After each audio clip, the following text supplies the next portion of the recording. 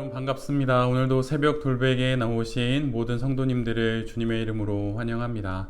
좋은 또 주중에 또 쉼의 날이 오늘 우리에게 주어졌는데요. 이 날에도 하나님의 말씀 함께 묵상하면서 좋은 또 화요일에 이 쉼의 날을 잘 지나가는 우리 모두가 되기를 바랍니다.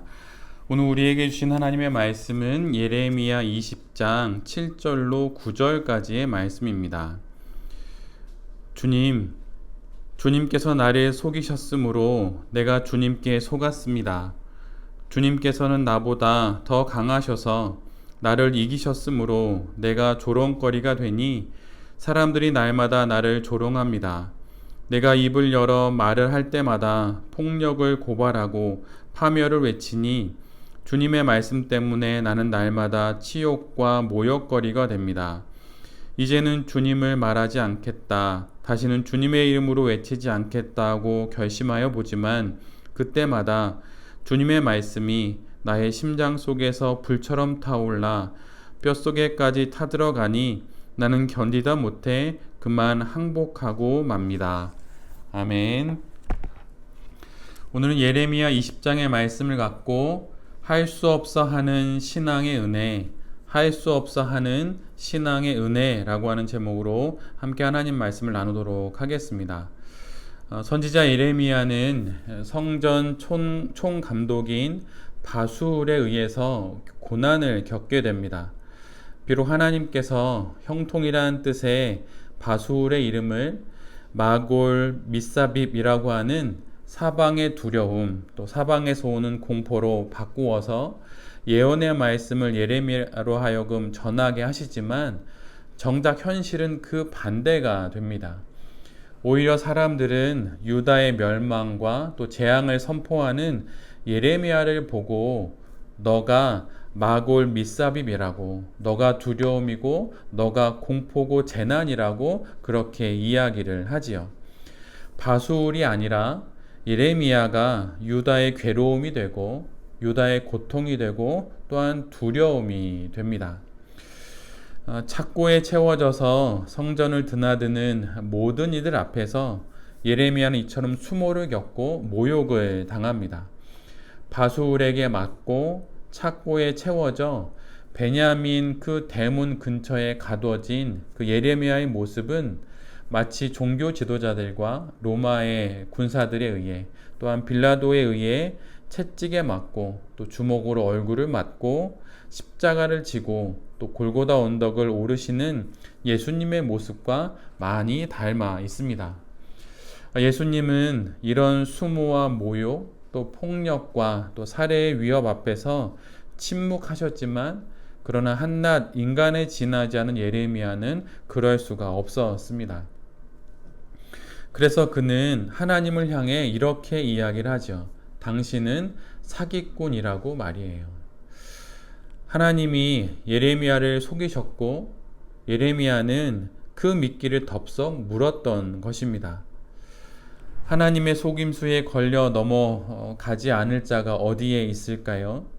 예레미야는 이렇게 이야기를 하면서 자신이 하나님의 속임수에 걸려 넘어질 수밖에 없었다라고 말하는 그 이유가 있는데 그것은 그가 하나님이 전하라고 말씀하시는 예언의 말씀을 받아서 선포함으로 그는 조롱거리가 되었고 치욕과 또 모욕의 거리가 되었기 때문입니다.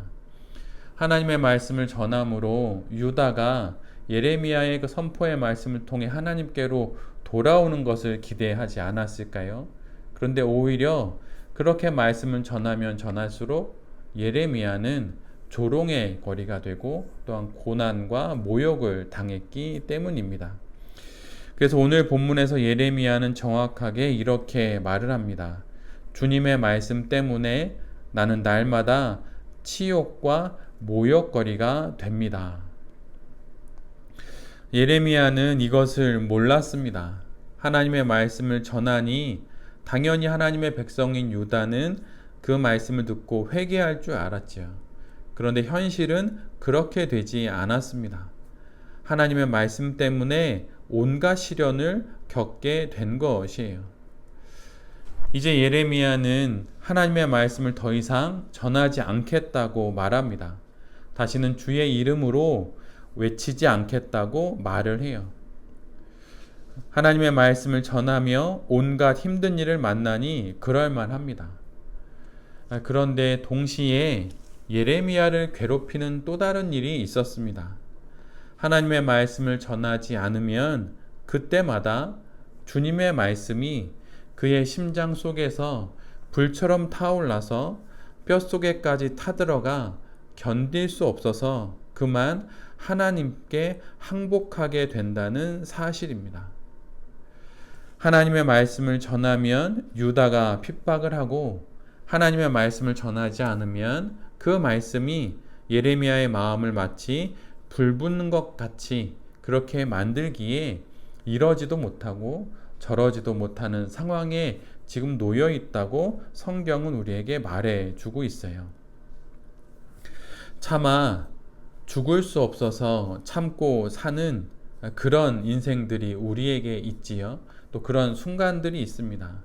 그런데 이것이 결국 일을 해요.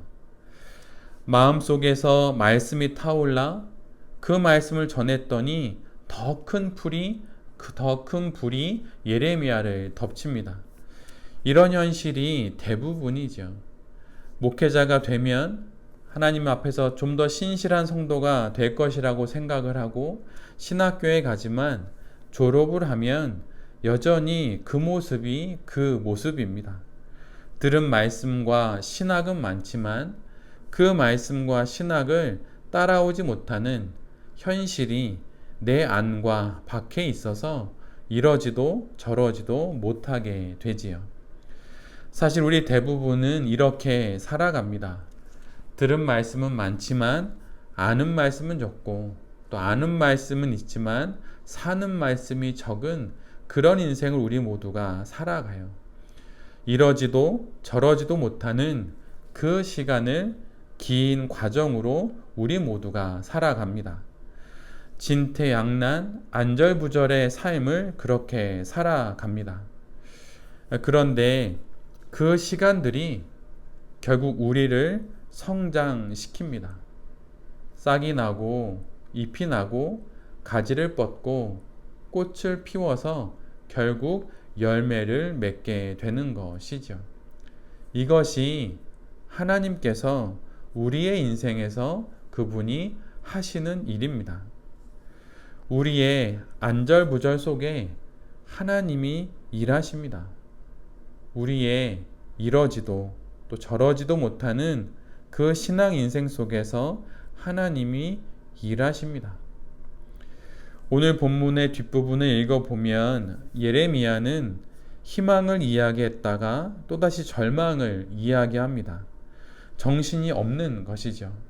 희망적으로 하나님께서 도와주실 거라 이야기했다가 바로 뒤이어서 자신은 이제 끝났다고, 자신의 인생은 이제 망하게 되었다고 그렇게 이야기를 합니다.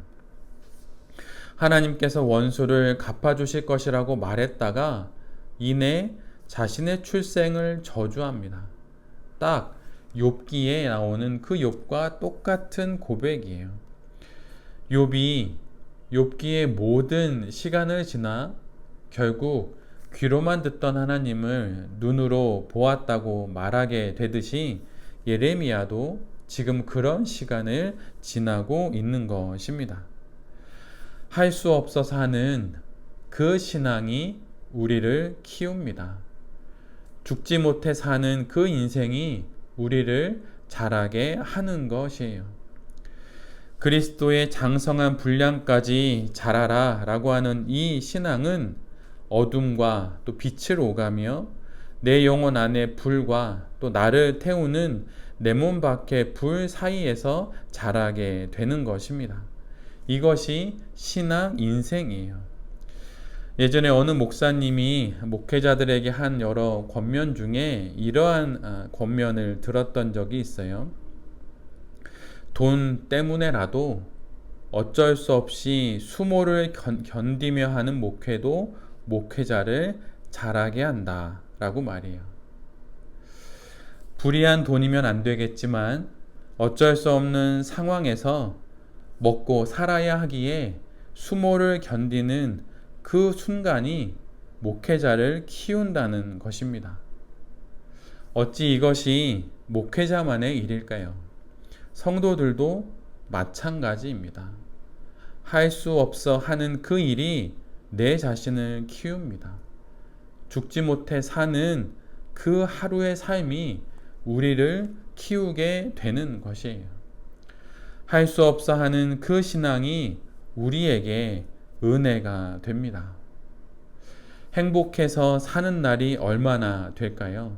우리가 지금까지 살아온 이 평생의 삶을 그냥 하루하루 마치 계산기를 두드리듯이 만약 두드려서 만약 여기까지 계산해 본다면 우리가 살아온 날들 중에 행복해서 살게 된 날이 몇 날이나 되겠습니까? 살아야 하기에 행복하려 할 수도 있는 법이에요. 신앙생활이 잘 되기에 하는 신앙이 얼마나 많이 있겠습니까? 할 수 없어 하는 신앙이 더 많을 수 있지요. 인간의 생각으로는 예레미야처럼 속았다 말할 수 있는 경우들이 많이 있지만 하나님의 뜻 가운데는 그 모든 어쩔 수 없는 상황이 결국 우리를 자라게 하고 우리를 키우게 되는 것입니다.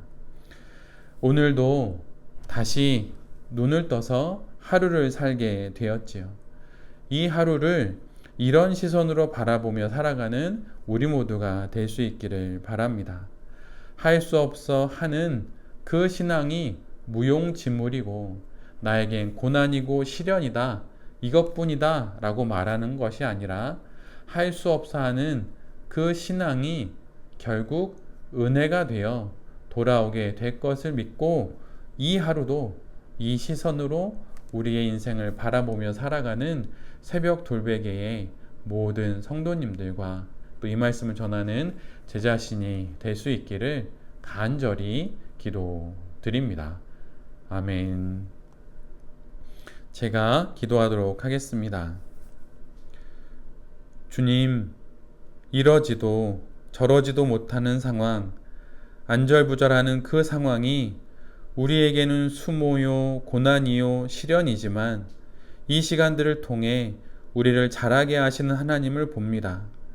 차마 죽을 수 없어 참고 살고 할 수 없어 하는 그 신앙이 결국 우리에게 은혜가 될 것을 믿습니다.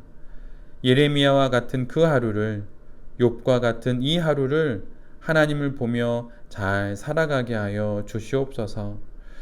광복, 다시 빛을 회복한 우리 민족의 이날에 삶의 빛, 영원한 참빛을 회복하는 새벽 돌베개의 모든 성도님들과 제 자신이 되게 하여 주시옵소서. 그리고 주님, 부디 이 나라를, 이 작은 대한민국을 긍휼히 여겨 주시옵소서. 이 모든 말씀 예수 그리스도의 이름으로 기도드립니다. 아멘.